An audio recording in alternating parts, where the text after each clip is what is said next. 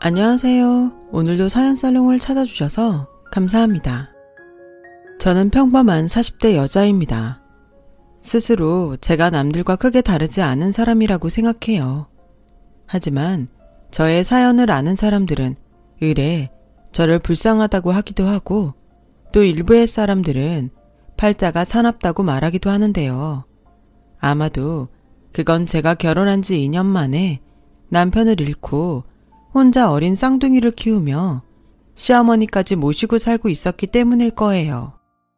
그렇다 보니 본의 아니게 저희 시어머니가 모르는 사람들에게 비난을 받은 적도 많았는데 그건 정말 저희 시어머니를 모르고 하는 소리였어요. 한 번은 거참 며느리 팔자도 고약하네. 그러지 마시고 앞길 창창한 며느리 제가라도 시켜줘요. 평생 과부로 살기에는 너무 아깝지 않으세요? 그것도 아니면 따로라도 살게 해주든지. 할머니, 재산도 많으시면서 가만 보면 참 너무하셔. 하는 소리를 제가 직접 들은 적도 있었는데요. 그 소리에 제가 너무 화가 나서 시어머니 대신 한마디라도 하려 들면 그걸 본 저희 시어머니가 나서지 말라는 듯 고개를 절레절레 흔드셨어요. 무슨 부처님도 아니고 저는 참다 못해 시어머니한테 불평스런 말을 하기도 했는데 돌아오는 대답은 언제나 똑같았어요. 엄마, 왜 그런 소리를 가만히 듣고만 계세요? 아니라고. 며느리가 꼭 같이 살아야 한다고. 고집부려서 어쩔 수 없이 같이 사는 거라고. 그렇게 말씀을 하시지. 뭐하러. 그러게 내가 너 진작에 재혼하라고 하지 않았냐. 지금이라도 늦지 않았어. 내가 좋은 짝 찾아줄 테니까 너 시집가. 너 아직 젊어 이거사. 또 그 소리 하신다. 제가 절대 싫다고 했죠? 저한테 남자는 애들 아빠 한 명뿐이에요. 저 어머니랑 이렇게 평생 꼭 붙어서 살 거니까 제발 그런 말씀 좀 하지 마세요. 저 어머니 없으면 못 산다고요. 저는 남들이 어떻게 볼지 모르지만 저희 시어머니를 정말 좋아해요. 아니, 사랑해요. 처음 결혼을 허락받으러 올 때부터 그랬어요. 남편은 워낙에 자기 어머니가 여장부 같은 스타일에 말도 골라 하는 법이 없다며 저와 자기 어머니가 잘 지내지 못할까봐 걱정이라고 했지만 저는 첫 만남부터 어머니가 참 좋았어요. 엄마 없이 자란 저의 사연을 아시고는 저를 꼭 안아주며 앞으로 시애미가 아닌 친정엄마가 되어주겠다고 하셨는데 남들은 절대 믿으면 안 된다는 그 말이 저는 너무 좋았습니다. 너무 감사한 나머지 제가 원해서 신혼생활도 시댁에서 시작했는데 남들은 후회할 짓 한다고 또 뭐라고 했지만 저는 매일매일이 호사였어요. 당신은 평생 제대로 된 옷 한 벌 사시는 법이 없으면서 무슨 홈쇼핑에 비싸고 좋다고 하는 것이 있으면 그걸 꼭 절 사주시곤 했거든요. 한 번은 너무 자주 제 물건이 배송이 돼서 이제 됐다고 반품하자고 한 적도 있었는데 시어머니는 그런 저에게 말씀하셨어요. 왜? 마음에 안 들어? 거기 텔레비에 나온 여자가 이게 요즘 유행이라고 했는데. 아니, 예쁘고 좋은데요. 너무 제 것만 자주 사주시니까 걱정돼서요. 어머니 원래 이렇게 돈 안 쓰시는 분이잖아요. 내가 아들만 둘이라 평생 딸 옷을 사본 적이 없어. 세상엔 참 예쁘고 고운 게 많은데 내가 너 아니면 그런 걸 언제 사보냐. 나는 요즘 네 거 살 때가 가장 신나고 재밌다. 그래도요. 잔말 말고 그냥 엄마가 사주면 고맙습니다 해. 아니지. 고맙다고 생각할 필요도 없어. 그냥 엄마가 사줬나 보다 하고 생각해. 내가 장사하느라 어디 나가지도 못해서 유행이 뭔지 어떤 게 좋은 건지 모르지만 이렇게 테레비로 네 옷이나 화장품 같은 걸 살 수 있으니 얼마나 좋으냐. 이렇듯 저희 시어머니는 저를 참 많이 아껴주세요. 지금도 마찬가지시고요. 사실 제가 남편을 잃고 종종 듣는 말이 있는데 시어머니도 일찍 남편을 잃고 아들 둘을 키운 과부셨어요. 힘든 가전 환경에 20대는 돈 벌어 살림에 보태고 그 뒤로는 거의 팔려가다시피 결혼을 했다고 하셨는데 남편, 즉 저희 시아버지 되시는 분이 결혼하고 5년도 되지 않아 갑작스레 큰 병을 얻어 제대로 손도 써보지 못하고 세상을 떠나셨다고 했어요. 그 길로 시댁에선 박복한 년이 집에 들어와 자기네 집에 해를 끼친다고 저희 시어머니를 비롯한 남편과 도련님까지 모두 내쫓았고 쫓겨날 때 땡전 한 푼도 없어서 그 추운 겨울에 아들 둘과 꼭 끌어안고 길에서 노숙까지 하셨다고 했어요. 그 뒤로도 혼자 아들 둘을 키우느라 안 해본 일이 없었다고 하셨는데 아들을 먼저 보낸 서러움도 마음 아픈데 자기 팔자를 닮은 저를 보면 그렇게 억장이 무너지신다고요. 저희 어머니는 그렇게 가진 고생을 하다 작은 분식점을 얻어 장사를 시작했고 그 전부터 지하철역에 나가 김밥과 주먹밥을 팔던 솜씨가 있어 어머니의 분식점은 나날이 장사가 잘 되어갔는데 그 결과 쫓아낸 시댁에서도 배가 아플 정도로 돈을 모으시게 됐다고 하셨어요. 저희 남편은 그런 시어머니의 분식집에서 배달 일을 맡아서 했고 저와 만나게 된 계기도 남편이 배달 일을 하다 치안에게 쫓기고 있던 저를 구해주며 인연이 닿았는데 그런 남편이 배달 중 오토바이 사고로 그렇게 일찍 제 곁을 떠날 줄은 정말 꿈에도 몰랐었죠. 남편의 사고가 있던 날 쌍둥이를 임신 중이었던 저는 그 충격 탓에 조산까지 하게 되었어요. 그야말로 몸과 마음이 망가질 대로 망가졌는데 그때 저희 어머니도 충격에 쓰러지셔서 거의 일어나지 못하셨어요. 그렇게 완전히 저희 집은 회복 불가능할 정도로 피폐해졌고 그때 자기도 형을 잃은 슬픔에 힘들었음에도 저와 쌍둥이 그리고 어머니까지 돌보던 사람이 바로 저희 도련님이었어요. 도련님은 어릴 때부터 영재 소리를 들었고 남편보다 5살 어린 동생이었는데 남편은 종종 저에게 동생은 아버지에 대한 기억이 거의 없다며 자기가 아버지 대신이라고 말하곤 했었는데요. 사고가 있고 제가 몸을 조금 추스렸을 무렵 도련님도 저희 남편 같은 이야기를 저에게 했던 기억이 나네요. 형수, 이런 말 지금 해도 들리지 않겠지만 앞으론 내가 형 대신이에요. 그러니까 형수, 너무 걱정하지 말고 우리 조카들 키우면서 형모까지 잘 살아요. 제가 할 수 있는 건 뭐든지 할게요. 그러니까 우리 가족 모두 죽을 힘을 다해서 살아요. 꼭이요. 그렇게 남편과 도련님은 생김새도 닮았지만 마음씨까지 똑 닮은 형제였어요. 그때 도련님은 7급 공무원 시험 준비를 하고 있었는데 형을 잃고 쓰러진 저와 어머니 그리고 이른둥이로 태어난 조카들까지 챙기며 공부도 제대로 하지 못했지만 남편 말대로 영재는 영재인지 도련님은 그런 상황 속에서도 당당히 합격을 했는데요. 그렇게 1년을 겨우 넘기고 2년을 버티니 조금씩 저희 가족도 웃는 날이 생겼어요.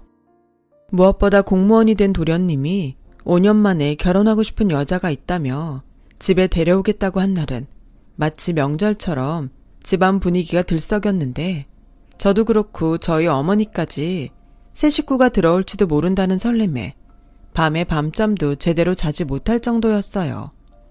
하지만 기대가 너무 컸을까요? 아니면 도련님의 안목을 너무 믿었을까요? 그렇게 도련님과 함께 온 동서의 첫인상은 그다지 밝지는 않았는데 특히 저를 참 이상하게 쳐다봤어요. 그리고 나중에는 초면인데도 불구하고 이런 질문까지 했었는데요. 형님? 형님이라고 부르는 게 맞죠? 아직은 호칭이 어색해서. 근데 제가 듣기로는 결혼 2년 만에 아주버님이 돌아가셨다고 하던데 지금 여기서 사신 지는 얼마나 되신 거예요? 한 7년, 8년 정도 된 것 같은데 왜요? 아니, 좀 이상해서요. 그럼 남편이랑 살았던 시간보다 훨씬 오래 여기 사시는 건데 불편하지 않으세요? 뭐가 불편해요? 그렇잖아요. 남편하고 얼마나 살았다고 시어머니까지 여태 모시고 사냐고요. 우재 씨한테 들었을 때도 이상하다고 생각했는데 형님은 자신을 잘 모르시나 봐요. 평소에 둔하신 편이죠? 아니면 다른 목적이 있으신가? 그게 무슨, 그런 소리는 처음 들어요. 나는 목적 같은 거 없고 그저 이젠 어머니를 친정 엄마라고 생각하고 사는 것 뿐이에요. 그리고 모신다고 말하기는 좀 그런 게 제가 거의 신세지고 사는 거라 아마 엄마 안 계셨으면 남편 보내고 애들이랑 이렇게 못 살았을 거예요. 물론 도련님 도움도 엄청 받았고요. 아, 그 얘기도 들어서 알아요. 근데요, 저는 좀 이상해요. 아들은 하나인데 며느리가 둘이라니 남들 보기에 좀 이상하지 않을까요? 저도 이렇게 이상한데 듣자 하니 어머니 재산도 좀 있으시다고 하던데 혹시 맏며느리라 그거 탐나서 계시는 건 아니죠? 저는 아닌데 남들이 오해할까 봐요. 정말 가족이 될지 어떨지는 모르겠지만 지금 그쪽이 하는 말이 얼마나 예의 없는 건지는 알았으면 좋겠네요. 결혼하면 내가 손윗사람이 되는 건데 나한테 둔하다고 할 게 아니라 본인 서열 생각을 좀 하고 말해요. 그리고 미리 말하지만 난 엄마가 좋아서 여기 있는 거지 딴 생각은 없어요. 저는 솔직해도 너무 솔직한 동서의 말에 그만 정색하고 말았어요. 사실 저라고 그런 생각을 안 한 건 아니었거든요. 남편도 없이 어머니에게 신세를 지고 사는데 어떻게 죄송하지 않을 수가 있겠어요. 하지만 저는 정말로 저희 시어머니를 저희 친엄마처럼 사랑하고 좋아하기에 남들이 제가 분명 저희 시어머니에게 바라는 것이 있어서 붙어있는 거라고 떠드는 것도 모르는 척하고 있었는데 동서가 될지 모르는 사람에게까지 그런 소리를 듣게 되니 불쾌하지 않았다면 거짓말이었어요. 게다가 표현하지 못했지만 저 스스로도 마음 한켠에는 남편도 없이 시댁에 빌붙어 사는 제가 염치 없다는 생각을 하기도 했고 실제로도 저희 시어머니가 남편의 49제 다음 날 저에게 통장 하나를 건네시며 아이들도 두고 이 집에서 나가서 새 출발을 하라고 하셨는데 제가 싫다고 못 나간다고 버텼어요. 그렇다 보니 제가 시어머니에게 짐이 되는 건 아닐까? 라는 생각을 아주 가끔 한 적이 있었는데요. 동서가 그날 그 얘기를 하니 저도 모르게 뜨끔하기도 했었죠. 하지만 저를 뺀 시어머니와 도련님은 동서를 참 예뻐했고 거기에 대고 제가 동서가 무례한 사람 같아 싫다는 소리를 할 수는 없었는데요. 그렇게 동서와 도련님은 빠르게 결혼 준비에 들어갔어요. 예정보다 더 일찍 결혼식을 올리게 됐는데 그 이유는 동서가 결혼 준비 중에 임신을 했기 때문이었어요. 그래서 저희 시어머니는 둘째 며느리가 들어오는 것도 반가운데 손주까지 생기니 더할 나위 없이 기뻐하셨죠. 저도 사람이 착해 먹진 않았는지 그 뒤로는 이상하게 저와 쌍둥이 아이들보다 동서와 동서가 낳은 아이가 시어머니에게 더 사랑받지 않을까 하는 걱정도 들기 시작했어요. 그러는 중 동서는 결혼 후 7달 만에 아들을 출산했죠. 도련님도 시어머님도 참 기뻐하셨는데 아들을 낳은 동서는 유독 저한테만 기가 살아 저를 무시하더라고요. 한 번은 이런 말까지 했는데요.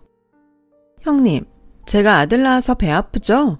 아무리 맏며느리면 뭐예요? 장남도 없는데. 그럼 어머님 재산은 장손인 우리 아들이 받는 게 맞죠? 그러니 형님은 괜한 욕심 갖지 마시고 지금처럼 겸손하게 사세요.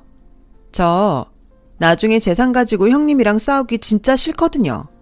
그때 가서 제가 모른 척하지는 않을 테니까 지금부터 아예 마음 비우고 사세요. 아셨죠? 그러게 재혼을 하시지. 미련하게 뭐하러 지금까지 그러고 살아요. 동서, 말 다 했어? 난 전에도 말했지만 재산 욕심 그런 거 없어. 근데 동서가 자꾸 선을 넘으니 내가 가만두고 볼 수는 없네. 나도 동서랑 싸우는 거 싫은데 계속 이렇게 시비 걸면 동서가 싫어하는 것만 내가 골라서 해줄 테니 어디 계속 해봐. 아무리 동서가 아들 낳고 도련님도 있지만 내가 엄마랑 산 세월이 만만치는 않을 거야. 그건 동서도 알지? 제가 그렇게 말하자 동서는 입을 삐죽거리며 꿀먹은 벙어리가 됐는데 그 일로 삐쳐서 저하고는 말도 하지 않게 되었어요. 그리고 조카 아이가 돌이 조금 지났을 무렵 시어머니는 저를 불러 앉혀놓고 뜬금없이 어떤 남자의 사진을 보여주셨는데요. 제가 그 사진을 보며 영문을 몰라 하자 시어머니는 조심스럽게 입을 떼기 시작하셨어요. 어떠냐? 그 남자가 글쎄 치과 의사란다. 결혼을 한번 하긴 했는데 여자가 바람이 나서 도망을 갔대. 애는 없다고 하더라. 사람이 참 선하고 예의도 바르던데 너 보기엔 어떠니? 글쎄요. 사진만 봐서는 잘 모르겠는데. 근데 엄마, 그런 걸 저한테 왜 물으세요? 그야 네 짝으로 좋을 것 같아서. 엄마, 저 싫다고 말씀드렸는데요. 저한테 남자는 애들 아빠 한 명이라고 했던 말. 벌써 잊으셨어요? 아니, 언제 이렇게 사진까지 준비하시고. 저 진짜 서운해요. 이거사, 나도 이제 늙었잖아. 내가 눈 감을 때 너 서방도 없이 이러고 살 거 생각하면 제대로 눈이나 감고 죽겠니? 무슨 그런 말을. 엄마 계속 그러시면 저 정말 애들 아빠 따라갈 거예요. 그 꼴 보고 싶으세요? 시애미한테 못하는 소리가 없다. 우재도 장가가서 잘 사는데. 그럼 너만 이렇게 궁상맞게 애들이나 키우면서 살래? 그러지 말고 딱 3번만 만나봐. 남자가 직업도 좋고 성품도 좋은데 잘만 되면 너도 다시 사랑받을 수 있지 않니? 무슨 시어머니가 그래요. 저 엄마 아들 여자예요. 그런 저를 딴 남자한테 보내려고 하시는 거예요?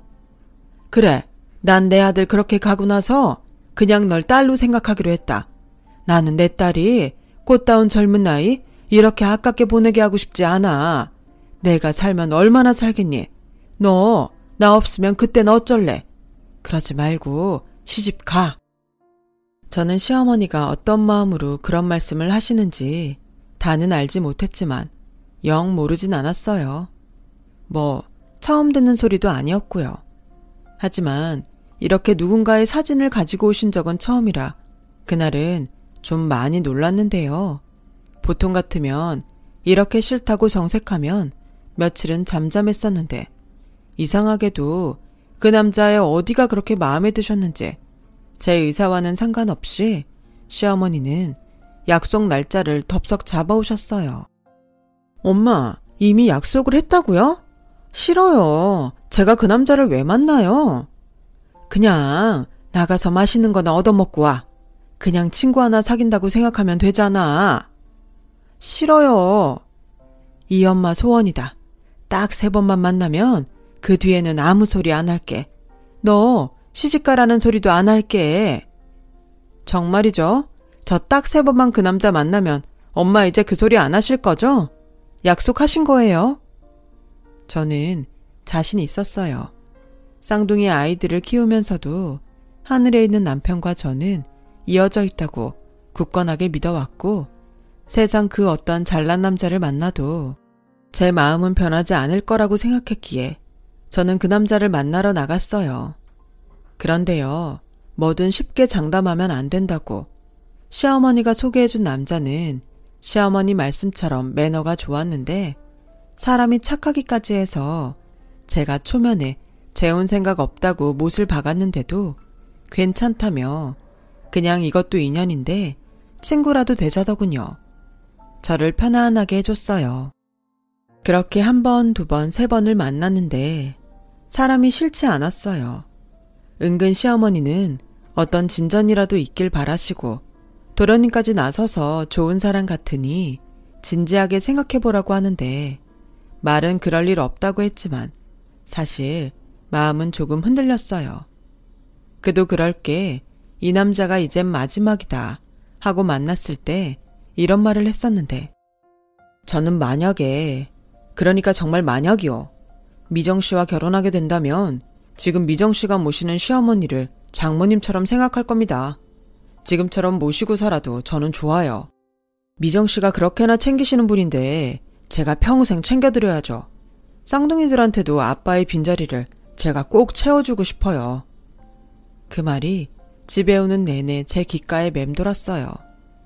재혼을 하는 것이긴 하지만 시어머니를 계속 모실 수 있다니 그런 생각은 전혀 못했거든요. 그렇잖아요. 누가 재혼하면서 전 남편 어머니를 모신다고 하겠어요.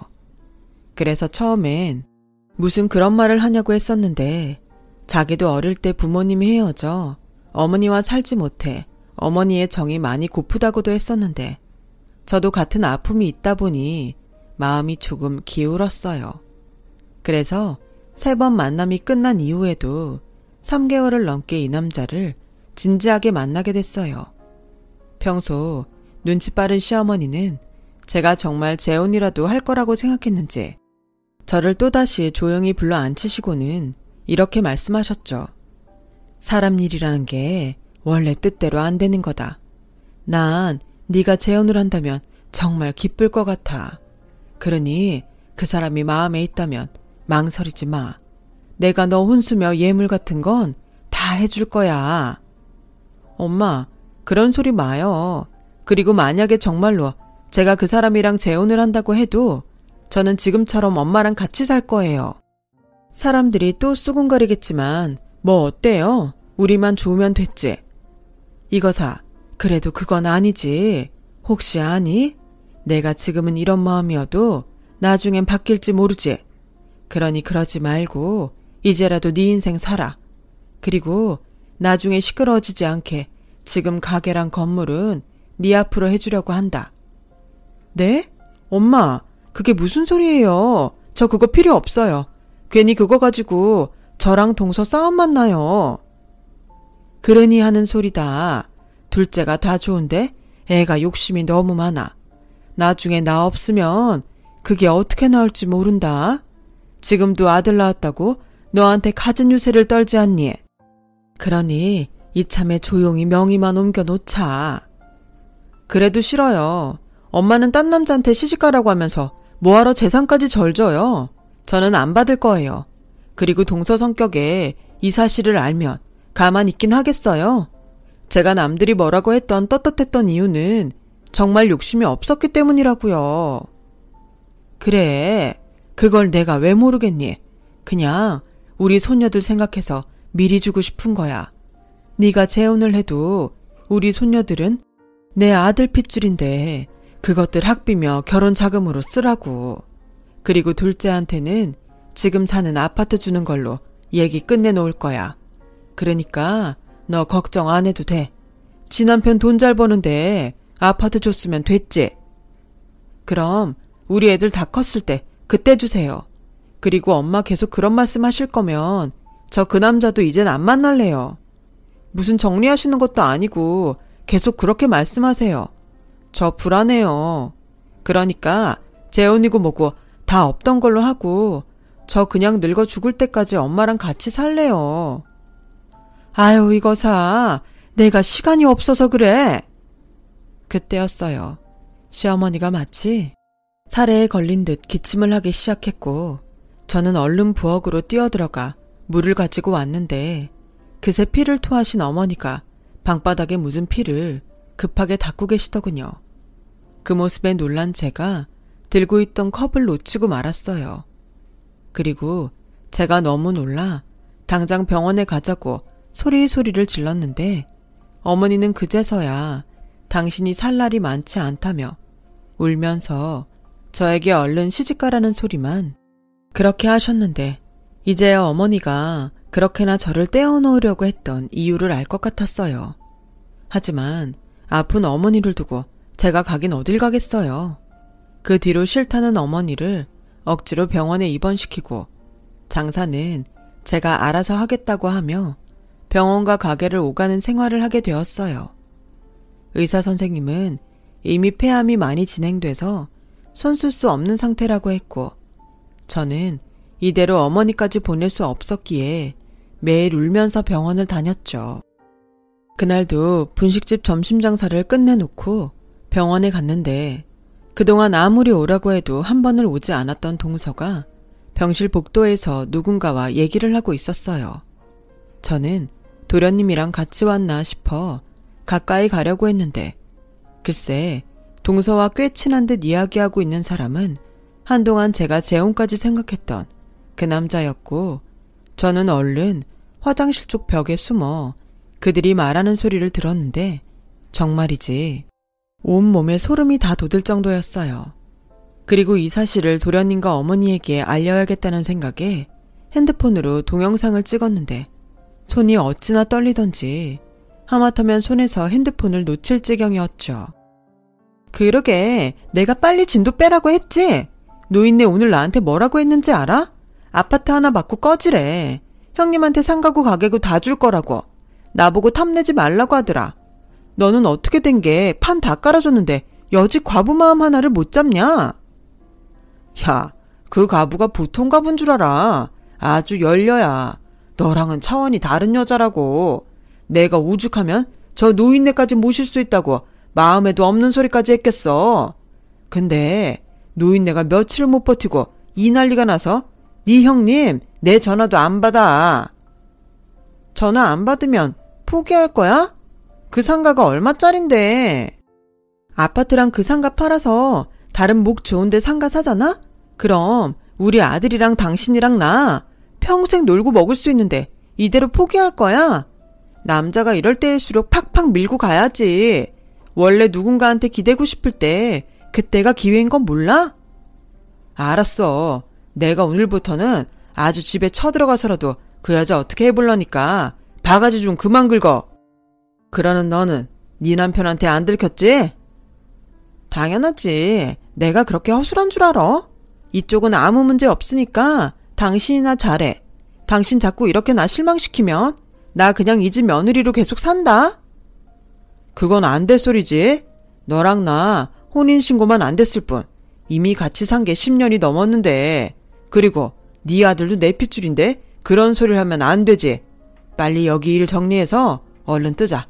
나만 믿고 기다려. 세상에나. 아무리 돈에 눈이 멀었어도 그렇지. 저는 동서와 그 남자를 도저히 용서할 수 없었어요. 그래서 아직도 팔다리가 후들거리는데도 그 길로 도련님을 찾아갔고 떨리는 손으로 동영상을 찍은 핸드폰을 내밀었는데 도련님도 충격이 컸어요. 일어서는데 다리에 힘이 풀렸는지 다시 주저앉더라고요. 그리고 이 사실을 어머니에게 어떻게 알릴지, 행여 어머니가 충격으로 병세가 더 악화된 건 아닌지 걱정이 이만저만이 아니었는데요. 소름 끼치게 한때는 참 좋은 남자라고 생각했던 그 벼락 맞을 놈이 저희 집 앞에서 기다리고 있는 거 있죠. 미선씨, 요즘 도통 연락도 안 되고 해서 걱정이 돼서 찾아왔어요. 혹시 무슨 일 있어요? 얼굴색도 안 좋네. 네, 일이 정말 많았어요. 친엄마처럼 따르는 어머님이 쓰러지셨어요. 그리고 제가 어떤 사기꾼 논팽이를 만났는데 아주 정신이 없네요. 뭐라고요? 사기꾼이요? 어딨어요? 어쩌다가요? 그래서 그놈 어딨어요? 내가 아주 아작을 내버려야지. 그래요? 그럼 부탁 좀 해도 될까요? 지금 제 앞에 있는데? 네? 너 사기꾼이잖아. 어디 할 짓이 없어서 사지육신 멀쩡한데 사기를 쳐. 내가 아까 동서랑 네가 하는 얘기 다 들었어. 저기 무슨 오해가 있는 것 같은데 미선씨, 저는 그 동서라는 사람 본 적도 없어요. 아, 그러세요? 저는 가방에서 핸드폰을 꺼내 그놈 얼굴에 갖다 보여줬어요. 그러자 사색이 된 그놈은 눈동자를 굴리며 빠져나갈 궁리를 하는 것 같았는데, 그리고 제가 들고 있는 가방으로 그놈 머리를 사정없이 내리쳤네요. 그리고 똑똑히 들어. 그리고 가서 동서, 아니지, 네 마누라한테 전해. 니들 계획 이미 다 뽀록났다고. 도련님은 물론이고 이미 경찰서에 신고도 끝났어. 그러니까 지금 당장 도망가도 니들 발 뻗고 살기는 글렀다는 거야. 우리 어머님이 그 재산 모으시려고 얼마나 고생했는데 니까지 것들이 그걸 넘봐? 세상이 그렇게 쉬운 줄 알았어? 그리고 니네들이 생각하는 것처럼 우리 어머니 절대 돌아가시지 않을 거니까 꿈 깨. 이 천벌받을 놈. 하는 일 족족이 다 망해서 니 연놈 둘 다 신세 망칠 거야. 두고 봐. 저는 갖은 저주를 퍼붓고 집 안으로 들어왔어요. 그러자 초등학교에 다니고 있던 쌍둥이 애들이 놀라서 저에게 안겼는데 아마도 집 앞에서 시끌시끌한 소리를 모두 들은 눈치였어요. 엄마, 우리 할머니 돌아가셔? 아니야. 할머니 지금은 아프시지만 금방 나아서 집에 오실 거야. 엄마, 할머니 아파서 엄마한테 자꾸 시집가라고 한 거지? 그러신가 봐. 할머니가 엄마 엄청 생각하잖아. 근데 엄마는 절대 시집 안 갈 거야. 할머니랑 오래오래 행복하게 살 거니까. 이젠 걱정하지 말고 우리 할머니 빨리 나으시라고 기도하자. 우리 할머니 우리가 원하면 뭐든 다 들어주시잖아. 그래서 우리 둘이 할머니 빨리 나으시라고 편지 쓰고 있었어. 우리도 내일 학교 끝나면 엄마랑 같이 병원 가도 되지? 그럼 되지. 저는 그날 밤 쌍둥이 아이들을 재우고 조용히 어머니가 계신 병실로 갔어요. 워낙 잠기가 밝으신 분이라 제가 병실로 들어가자 어머니가 감은 눈을 뜨셨는데 그 모습을 보니 애써 강해지겠다고 다짐했던 마음이 한순간에 우르르 무너지고 말았는데 언제나처럼 어머님은 저에게 먼저 손을 내밀어 주셨어요. 아가, 너 무슨 일 있지? 너 무슨 일 있으면 꼭 그렇게 눈물이 그렁그렁해서 엄마를 보더라? 엄마, 죽지 마요. 소원이에요. 나는 아직도 엄마가 없다고 생각하면 하늘이 무너지고 땅이 꺼져요. 그러니까 꼭 살아요. 나 건물도 필요 없고 가게도 필요 없어요. 평생 엄마 병수발 들어도 좋으니까 그냥 이렇게 옆에만 있어줘요. 아유, 얘, 내 나이 벌써 70이다. 나도 내 남편이랑 내 아들 보고 싶어. 너 시집만 보내면 훌훌 떠날 수 있을 것 같은데. 시집 안 가요. 절대 안 가요. 나는 뭐 죽으면 내 남편 얼굴을 어떻게 보라고. 내가 시집 보냈다고 하면 되지. 꼴랑 그것밖에 못 산 지 잘못이지. 그래도 안 가요. 그러니까 엄마도 가지 마요. 할 수 있는 건 다 할 거예요. 엄마가 저 건물이랑 가게 준다고 했으니까 그 돈 다 털어 쓰더라도 엄마 절대 못 보내요. 예, 그 돈 다 병원비로 쓰면 그 다음은 이 나이 먹고 다시 일하라고? 제가 엄마 하나 책임 못 질까 봐요. 그러니까 엄마는 살 생각만 하세요. 집에서 우리 쌍둥이들이 할머니 언제 오냐고 기다려요. 아휴, 내 똥강아지들 너무 보고 싶다. 진짜 너무 보고 싶다. 그날 새벽 저는 끝내 동서 얘기는 하지 못했어요. 하지만 도련님은 동서와 살 수 없다며 이혼 소송을 진행했는데요. 동서는 끝까지 그 동영상이 제가 만든 조작이라며 말도 안 되는 억지를 부렸고 제가 어머니 병실에 있던 그 시각 집에서 돈 될 만한 것은 죄다 가지고 집을 나갔다더라고요. 이미 사기죄로 경찰에 신고가 되어 있어서 동서의 도주는 일주일도 되지 않아 끝이 났어요. 결국 경찰서에서 다시 보게 된 연놈은 사는 것이 힘들어 그랬다며 저와 도련님에게 무릎을 꿇고 싹싹 빌었지만 저보다 도련님의 상처는 가늠할 수조차 없어 보였죠. 그냥 욕심만 좀 많은 사람이라고 생각했어요. 형수, 그동안 저 사람 때문에 힘드셨죠? 솔직히 저 사람이 형수 무시하는 거 알고 있었는데 모른 척 했어요. 죄송해요. 제가 형 대신이라고 했는데 형수 볼 낯이 없네요. 아니에요. 사람이 작정하고 덤비는데 당해낼 재간이 있나요? 그리고 이미 저는 차고 넘치게 도련님한테 받았어요. 저 그 일 사고 난 날 도련님 없었으면 지금 저 이렇게 못 살았어요. 그래서 아무리 동서가 미웠어도 도련님만 행복하면 된다고 생각했는데 이렇게 돼서 저도 하늘이 원망스럽네요. 도련님도 많이 힘드시죠? 그때 처음으로 도련님은 제 앞에서 눈물을 보이더군요. 평소 워낙에 그런 모습은 보이려 하지 않는 성품이었는데 그때는 그럴 수조차 없었는지 두 손에 얼굴을 묻고 그렇게 울더라고요. 결국 도련님은 이혼을 했어요. 그리고 동서가 평생 정신적인 피해 보상과 위자료를 주는 조건으로 공증까지 받았어요. 그 돈을 언제 다 받을 수 있을지 형수인 저는 옆에서 보기가 참 안쓰럽기만 했어요. 그리고 전에는 수술조차 어렵다던 시어머니는 기적처럼 수술을 받고 항암 치료까지 받게 되었어요. 의사 선생님이 이런 치료가 가능한 것부터가 믿을 수 없는 일이라며 저희 어머니가 살고자 하는 의지가 강하시다고 말씀하셨고, 나중에 동서의 사기 행각을 다 듣고는 아프신 분이 맞는지 모를 정도로 노발대발 하시더군요. 이대로는 새끼들 불안해서 못 죽는다며 그렇게 살 의지를 활활 태우셨어요. 그 결과 지금은 병원에서 퇴원하셨고 통원 치료를 받으시며 몸속에 있는 암을 살살 달래며 살고 계신데요. 병원에서 퇴원하시는 날 뭐가 그렇게 급하다고 가장 먼저 하신 일이 건물 명의를 제 앞으로 돌려놓으신 거예요. 엄마는 진짜 고집불통이에요. 내가 언제 그 건물 달라고 했다고. 이러면 사람들이 그 건물 받으려고 제가 어머니랑 살았다고 뭐라고 한단 말이에요. 내가 내 자식 이뻐서 준다는데 지들이 왜 뭐라고 해.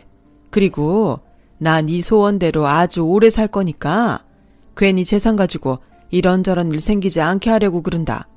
우재한테도 그 아파트 이미 줘버렸다. 이걸로 끝이야.